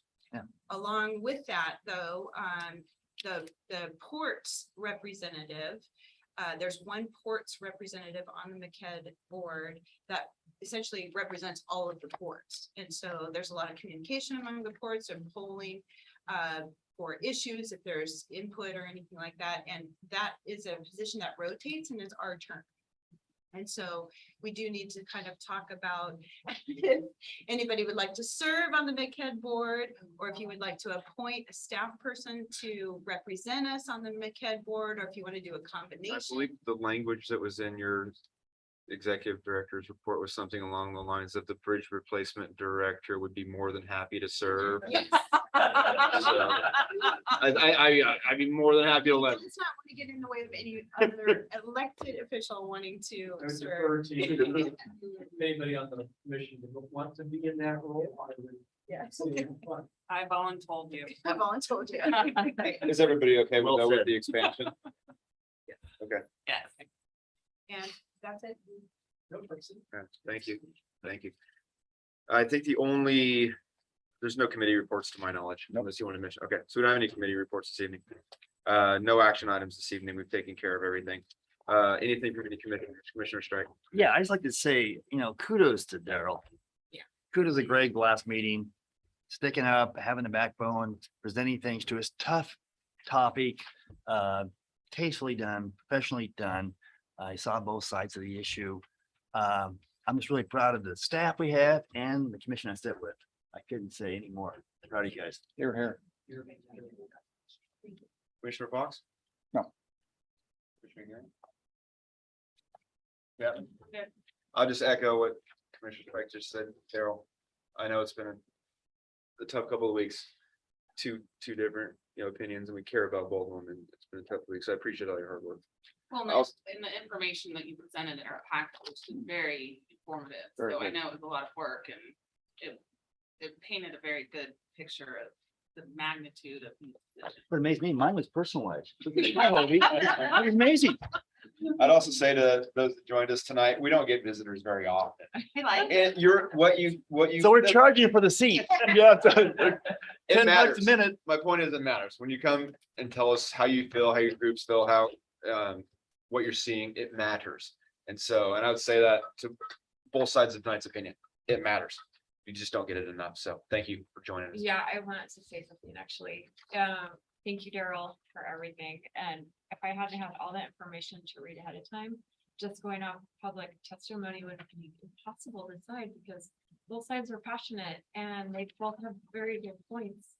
But after reading everything that you presented, it helped me form my opinion. We have quite a few directives this evening. Who's going to read them back? So here's the ones. No, I know. That's why you get the elbow and me. You just write this down, right? McKed expansion. Yeah. No objection. The second half of that, no objection. The directive is clear regarding boathouses and the request to work with them, have a roundtable. We're moving towards phasing them out. Yeah. We're gonna work, but we want to, keep them. Go ahead. One thing I would say is I am so maxed out, Yeah. like beyond belief dealing with the waterfront. Oh, yeah. And the boathouses have such a dry. Yeah. Daryl, you have 4 years for us. We don't need it next month. Say that you should buy her. We're not gonna ask. Yeah. Chicken for anything immediate to happen. No, this is definitely. Let's not talk. We're not. I do think this is definitely something that can happen easily in the off season. We don't need, not right now. We're starting the process. That's what you need to get done right now. You need to get that done right now, the notification, as in the next couple of months. After that, Then take a vacation. then we'll get it figured out. Okay. And then also, P-square scope. the of work P-square is scope of approved. scope Yeah. work was okay. There was one other one within the bridge replacement discussion. Steve Siegel, Siegel, yeah. both of those items were fine. Yeah. I don't remember anything else. I don't know that, I think that's it. Okay. We don't have anything else tonight. Anything else? All right, we're adjourned. Thank you, everybody. Thanks, everybody. Meeting.